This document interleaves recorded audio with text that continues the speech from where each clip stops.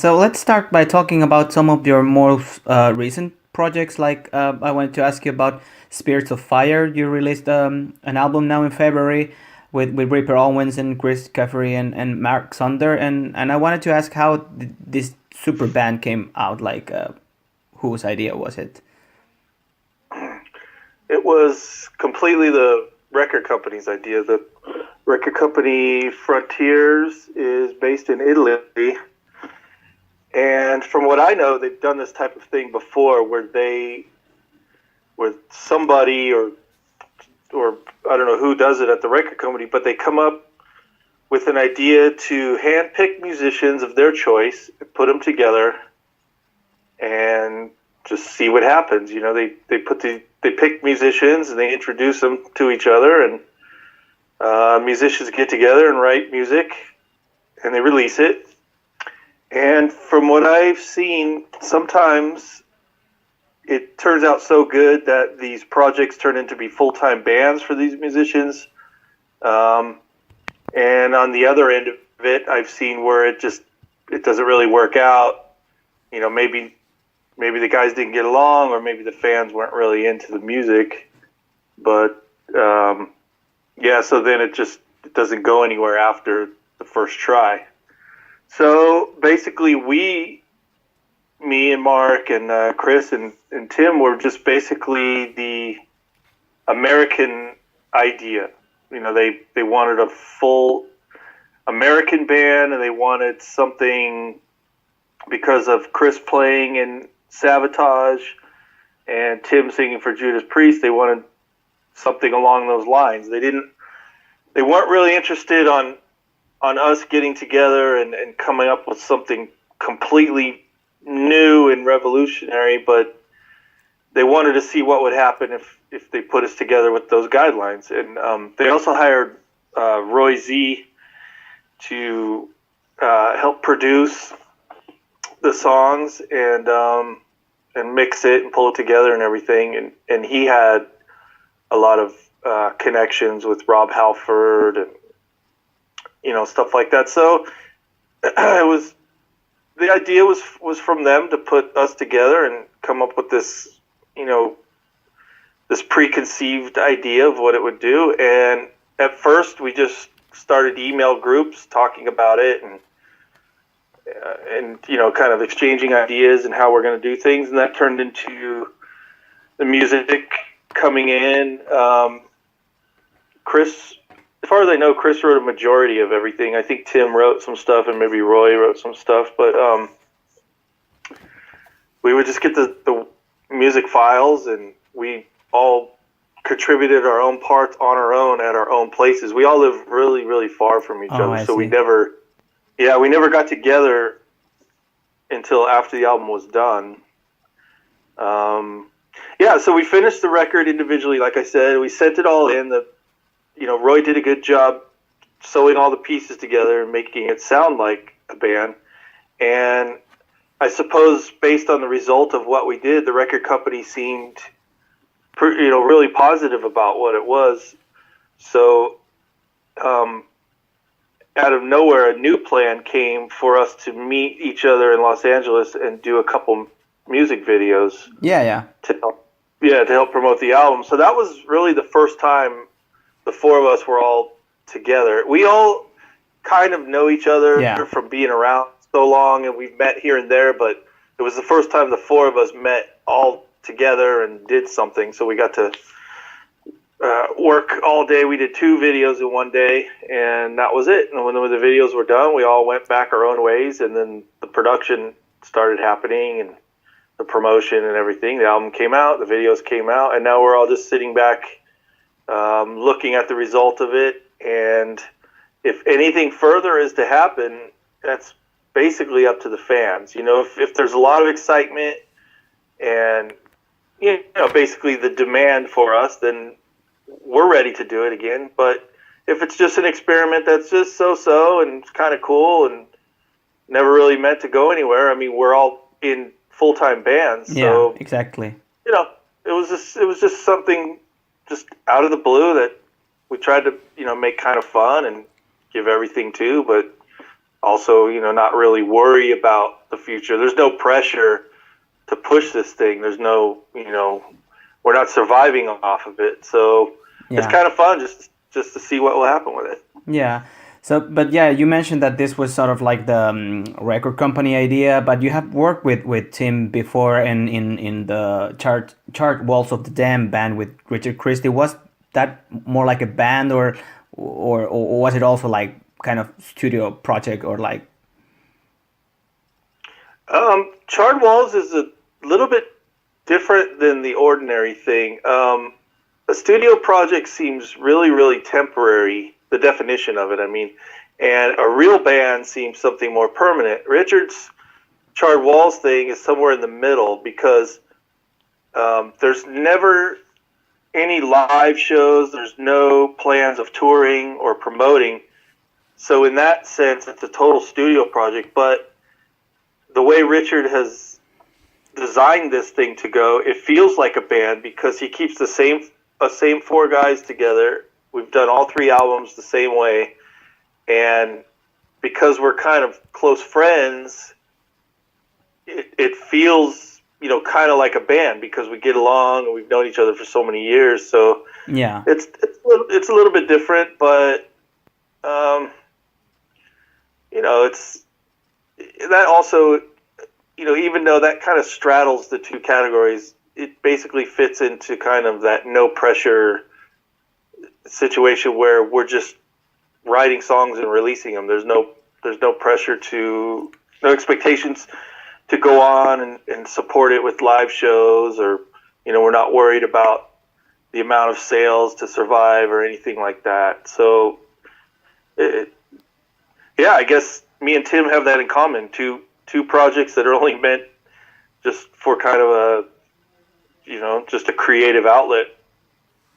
Yeah, I was asking you about the new upcoming Matheos album that you participated on, and I wanted to ask you how was the experience, because I understood that there's like three bass players, like former and current Fate Warnings, bass player and drummer, and like how did that work, like with so many different musicians? Like, were you in at the studio, or was it also like more like sending your takes and?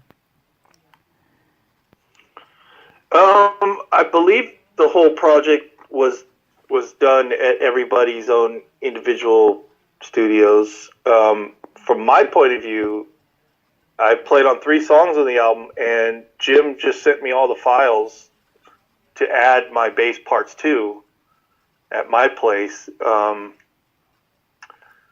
So we never really got together on that. And as far as the multiple players, there's actually, like you said, there's a former Fates Warning bass player, there's the current Fates Warning bass player, there's also Sean Malone from Cynic played on at least, I don't know if it's 1 or 2 songs, and then and even Jim Matheos even played bass on one of the songs. Oh. And then myself, so I guess that's about 5 guys. Oh yeah, that's crazy. I'm really excited about the outcome of that. I don't know if it's gonna feel like a record or like a pastiche of different, like, because like you all have like a different sort of like playing style or sound. So have you heard the final result? Have you heard the whole album yourself? I haven't heard the whole album yet. I've heard the tracks that I played on that were finalized, but I haven't heard the other one, so I don't know how it translates between the different players. Of the 3 songs I played on, 2 were with Bobby Jarzombek, Mm-hmm. and 1 was with Thomas Lang. And adding the bass to 2 different drummers felt pretty different. So we'll see how it goes with everybody else and how it flows. I imagine it to be pretty seamless because the players that are changing are the bass players and drummers. Mm. So it seems like having the same guitar, including all the solos, and that sound is like the main sound of the record. The guitar is the predominant instrument. So with that being constant, I think it'll have pretty good flow between the songs, and obviously the singer too. Um, yeah, so we'll see. I know that Jim and John both really wanted to,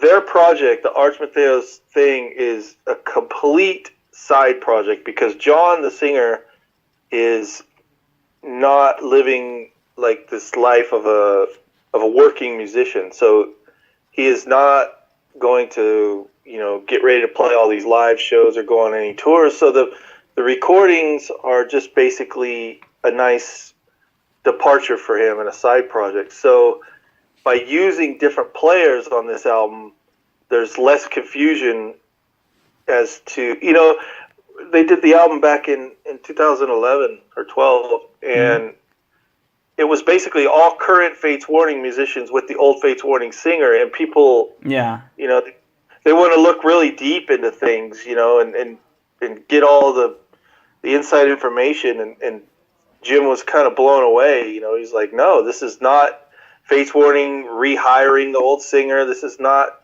it had nothing to do with that. It was just simply, the singer and guitar player remaining friends from the old days and getting together just to do a side project. So I think they proved that this was more of a musical project than a serious band by changing up bass players and drummers. And to tell you the truth, I'm a fan of that music. I really love that other album. And when I got the offer to play on it, I was beside myself. I couldn't believe that I would be equally as excited just to know that they're putting out a new album. I would be, really happy to hear new music, but to be part of it, it's hard to even believe. And I was out in Pennsylvania briefly to do the video that they just released about a week or two ago, and that was mind-blowing to stand on stage next to John Arch and even though we only played the one song over and over for the video, it felt like, in your imagination you could kind of picture what a concert would be like with that band, and it was amazing. I don't think they plan on doing videos for all the songs, so I don't know, what else is to come really, but yeah, it's still sinking in. Like, I can't even believe it really happened, but really looking forward to the album. I think it's going to be great.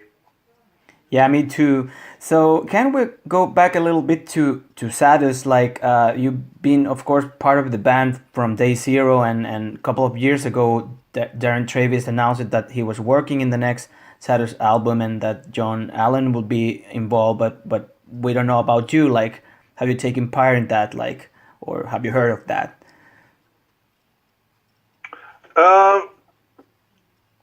Yeah, I don't know where they're at with that right now. I was when Darren was coming up with new song ideas, I was in the middle of like a huge tour. Like, we were touring with Slayer for months and months last year, and the amount of time I was flying in planes and being on tours and stuff, it was like almost impossible to picture having any other kind of life.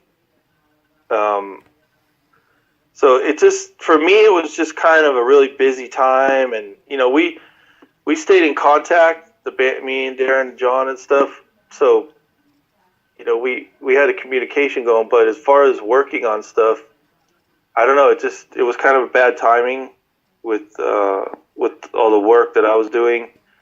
I know John was working on it with him, but John's making a major move. He's going to live in a totally different part of the country, so I don't know if anything has really happened lately from that.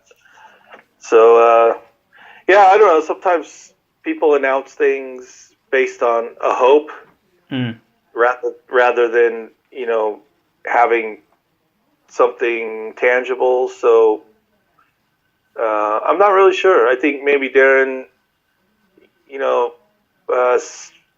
just wanted to see what kind of response from the fans was out there and see if anybody was, listening by saying that the band had new stuff. but it's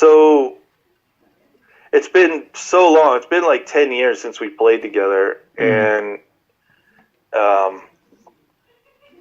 everything is just really just an idea, or the formation of an idea, really. So I don't know. There's not really any kind of new songs or any direction with that going on right now.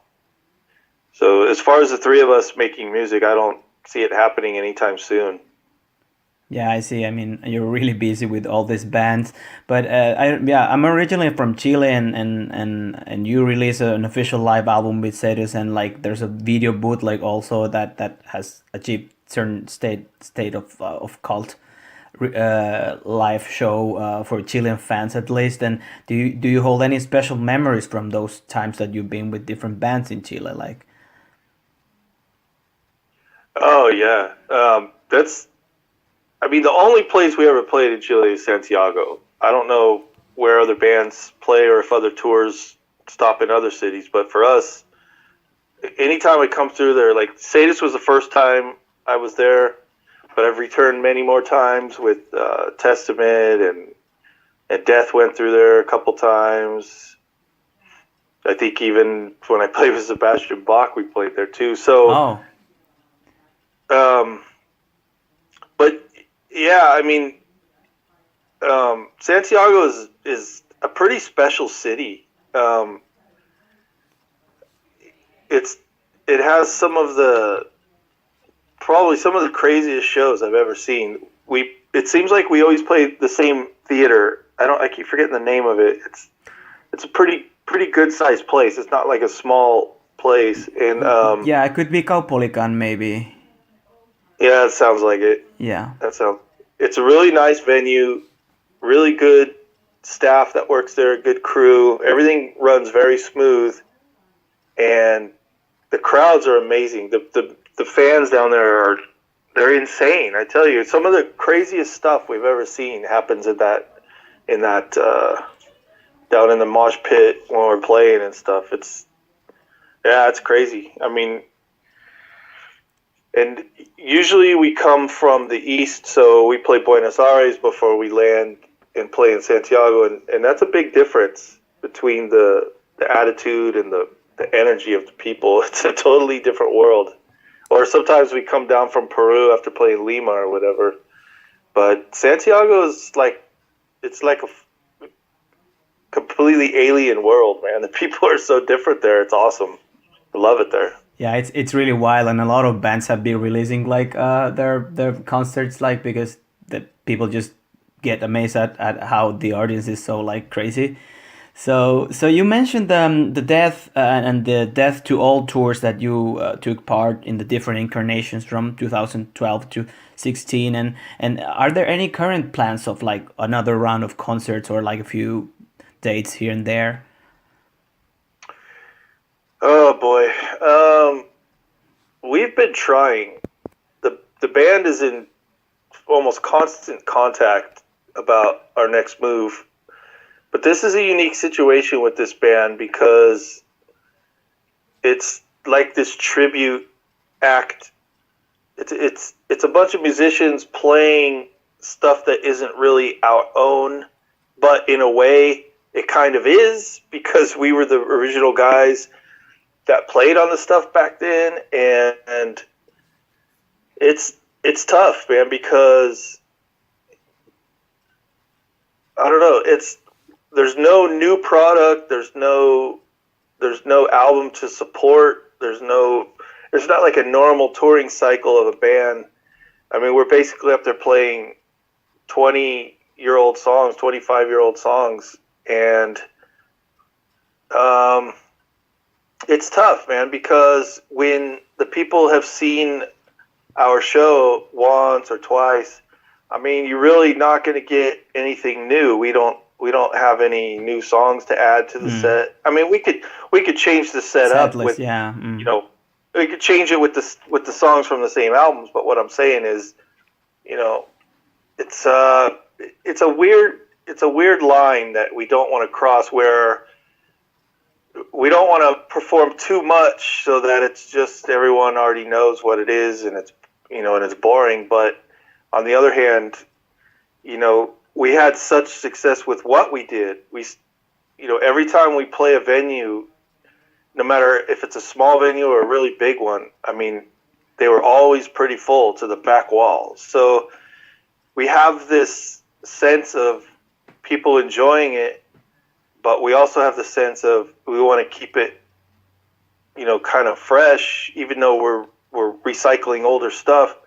And so not only is the band conscious of that, but the promoters, they struggle with booking us sometimes because they don't know how to deal with it.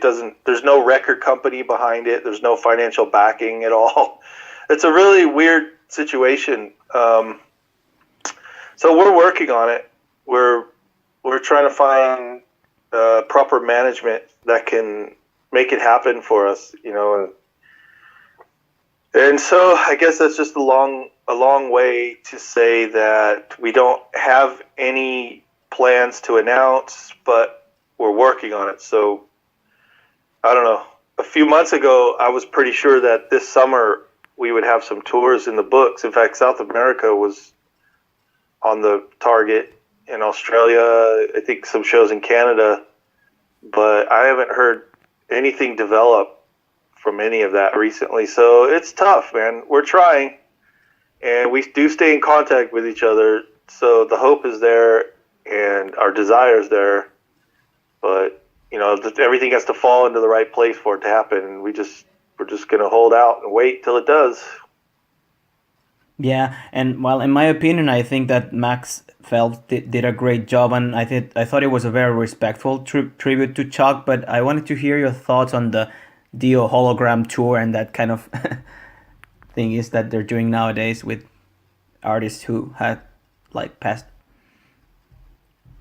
Yeah, I've heard about that, so I'm aware of it, but I've never seen it. I don't know what it looks like. In my mind, having not seen that, it seems pretty silly to me. It seems funny. I don't know what to do.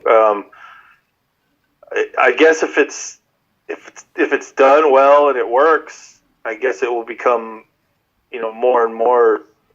It'll happen more often, and if that's the case, you never know. We might try to get a hologram Chuck up there. I don't. Yeah, that would be weird. Yeah. Actually, Max kind of looks like a hologram Chuck. He for some reason he's so similar. Yeah. To Chuck, and it's funny because he was not asked to be in this project because of that. He was mainly asked to do it because he's an amazing musician with a great attitude. But it was later we started recognizing how similar he is to Chuck, and we just started laughing. How is this even possible? Because when Max was born, it was, Chuck was halfway through his career and pretty much winding down the band death. So the two worlds never really overlapped between those two. It's really hilarious. But Max does a great job. When we did the very first DTA tour in 2012, we had, it was almost a 3-hour long set because we played so many songs. We had rotating musicians. But during that performance, we used 2 different singers, and they were both really good, and the shows were a success. But later, when we brought Max in, we got so used to having him there. And like you said, from a fan's point of view, he does such a good job playing Chuck's parts and singing Chuck's words, but not trying to be Chuck. People recognize that, and they see that it's a respectful performance, that we just decided that we don't really want to do it without Max. He just seems like permanently part of it. He's like the face of TTA now. So that's another tricky thing is, when we started, we thought this thing was very interchangeable, that there's so many musicians that played on all these Death records that we could throw together a lineup with whoever. But it seems like the lineup we've been using in the last couple of years is basically the only one that, has been working really well. So, yeah, we're kind of stuck with us 4. And we really hope, man. We're working on getting out there and playing more. I know that talking to to the band members, Gene and Bobby and Max, I know that we all really, really want to. So the desire's there. We just got to wait for the right, situation, business-wise and logistics and everything else to fall into place, and we'll come back and do it again. Yeah, hopefully it will work out. And like continuing a little bit with Chuck's legacy. Well, a couple of years ago it was announced that When Man and Machine Collide would never be finished, and then that a closed case? Like nothing new has come out like in recent couple of years. No, now that, they always say, like, what's the saying? It's like hindsight is 20/20, meaning, obviously when you look back on things, it's quite obvious. And now that we look back on this whole project, I think this thing was never meant to be, because when Chuck was trying to proceed with his recordings on his own, the machine he was using, I don't even know the name of it. It was a very short-lived machine for this recording. It came out at a time when there were all these different options for digital recording, and it didn't really catch on in a popular way. So the machine, not a lot of people know about it. It wasn't around for very long, but unfortunately, it was one that Chuck picked up and got to use, and he was putting all his performance in this machine, and basically the machine was damaged early on. So a lot of the problem of getting the Control Denied album finished after he passed away was trying to save all the information in this obsolete digital machine. And with what do they call it? Richard took the machine to New York. He had something done. What was it called? Like digital extraction, or I don't know, some fancy name of basically taking all the ones and zeros, all the binary code out, and retranslating it into waveforms, which sounded like music. After all this work, we realized that it just wasn't going to work. There were so many conflicting errors, and it was really a big mess. And the only people that were able to work on this or save it or recreate it was Shannon and Jim Morris, the producer. And they definitely tried. They put in some time to make it work, but they realized that it was, even to recreate the work, in other words, to play the stuff that Chuck wrote without using Chuck's parts, like to re-record his guitar by Shannon playing everything, even that was going to take forever because of I don't know. It's so complicated. And when we realized that it was not only not easy, but really close to impossible, Jim just said, look, Chuck just left me one instruction, and it said, if you can't do it right, don't do it. Don't put out something that's not the way that, that Chuck would have done. And so when we realized, look, this is just, we've really, really tried. Everybody tried to do their best. We tried to extract the information machine. We tried to listen to the music and recreate it. We've tried all these options, but they're so difficult and basically impossible that we're not going to do it. We're not going to put out something that's not what Chuck wrote. So we just stopped. And, in a perfect world where nothing cost money and everybody has all the time in the world, we'd probably be able to come around eventually and complete it. But there was zero money in the budget for this, and everybody either working in a band or working a full-time job, and it was a big combination of things. It was really a lot of things coming together that just made it impossible. So yeah, the decision was made to just not worry about it anymore and not do it.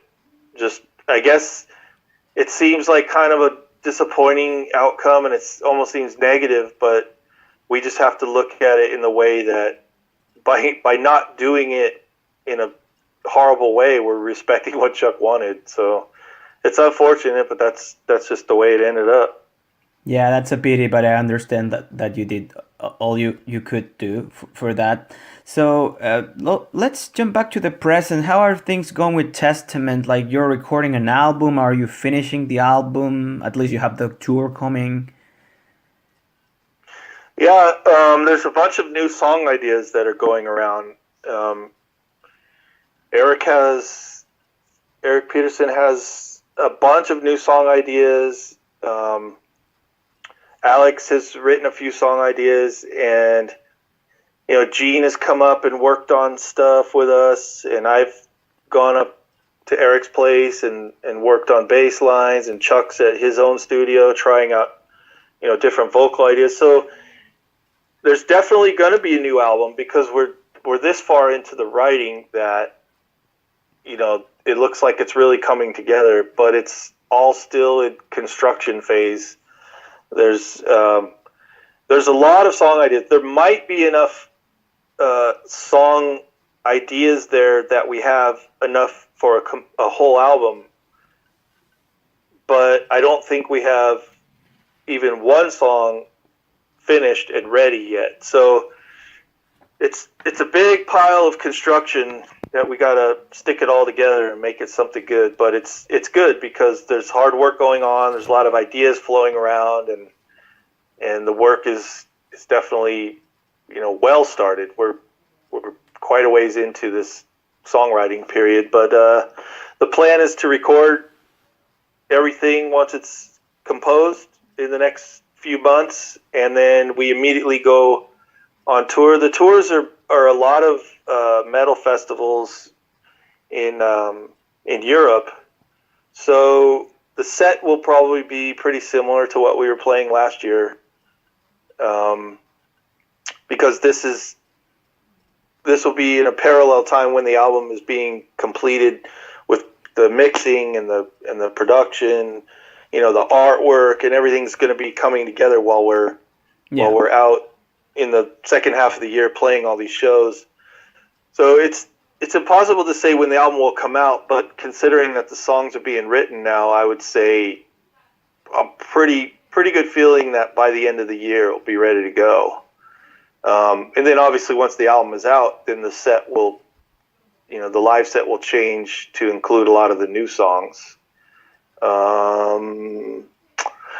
I heard a rumor, so I don't have any dates, but I heard that South America is being worked into our travel plans this year, because I don't think we've been there in a while, a couple of years maybe. So we'll come through and play all the good spots of South America this year, I'm pretty sure. Like I said, I don't want to I don't want to be quoted by any kind of dates or anything. And I'm sure the fans are used to hearing about, a maybe happening and then it falls through because any number of things, like business doesn't work or somebody in the band's busy or whatever. But I just wanted to throw that in there because if there's a lot of fans in Chile or whatever, they'll know to get ready to come see us. As far as Finland, I don't know. I know when we hit all the festival circuits, I know that Tuska. Yeah, I'm not sure. I've seen some of the festivals that we're going to play that I can confirm, but I can't say yes or no about Finland. Yeah. But usually we stop and play there, so maybe the fans from Metal Shock can expect to see Testament this year. But we're definitely with Testament, things are always going. It's either festivals or headlining tour or new album time. I mean, that's what I really enjoy about being back in the band now. Is it's a very, very active band. It's cool. Yeah, always busy. And I think I'm a really big fan of Testament, and what I like the most about Testament is the fact that you guys are releasing very good albums to this day. You don't depend on only your back catalog. You really when you tour your new album, it's very cool to hear new songs. It's not okay, these are the new songs that are not as good as the early ones. Yeah, that's pretty fortunate because, like you alluded to there. I mean, there's bands that are just really relying on their songs that got them there. Testament is pretty fortunate that us old guys can still make music that's relevant and exciting in these times. But being on the inside, though, I could say, I see how much work goes into it. Everybody in the band is, pretty serious about what they do, and there's a lot of attention to, what the fans enjoy, and we're always trying to do like meet and greets and stay in touch with the fans. At first it seems like an obligation for a band to make themselves accessible to the fans, but now that I've been part of it for so long, I see it working in a way that contact, that constant communication with the people that enjoy the music, it keeps the band kind of reminded of what works. So I think that's one of the points of success for Testament is, their ability to put out records that are still pretty good is a result of seeing what people like. It keeps the band from drifting off into some direction that loses their fans. It prevents that from happening. It seems like they always kind of lean towards the direction of, what's working and what people like. It's pretty amazing to see and be a part of. Yeah. So I think I got covered all the things that I wanted to ask you. So thank you very much for your time and for opening this, like telling us all this cool stories. And I don't know if you want to leave a message for your Chilean and Finnish fans. Like maybe you can do it separate if you have like a different message for each country. Oh, I don't know. Or just one in general if you don't come up with anything. No, nothing specific. I don't have any good jokes for the day, but I do, always like to express my thanks for everybody that keeps the scene alive and shows interest and passion in the music. That's really appreciated by someone who's been doing it so long. It's cool, man. And I think we covered earlier about the love for Chile for a metal musician. Yeah. I mean, I'm sure the people of Santiago know that they're pretty special, man, and we love to play there as much as they love to watch us. So, for Chile, we will definitely never forget you, and it's always on our mind to come back and enjoy that place. And the same for Finland. I mean, the north of Europe is really strong passion for metal, and so Chile and Finland are very far apart geographically as well as culture, but the one thing about metal is it makes kind of one world. It doesn't matter where you go or what type of people. It's always very similar wherever you are because of the love for metal music. So we enjoy to get out there and meet the people and have a good time. Yeah, Steve, thank you once more for your time. I think for me it was really cool to talk with you. Hopefully I didn't bore you with my endless questions. And no, it was great, man. And I appreciate the support and all the interest. And it was great talking to you too. Yeah. Okay. Have a good day and a good tour. Yeah, you too, man. Thank you. Yeah. See you. By the way, see you in Wacken at least. I'll be there. Oh, okay. Big festival. Yeah, I'll be there in the front row. All right. Yeah. I'll be looking for you. Yeah. Bye-bye. Bye. Take care.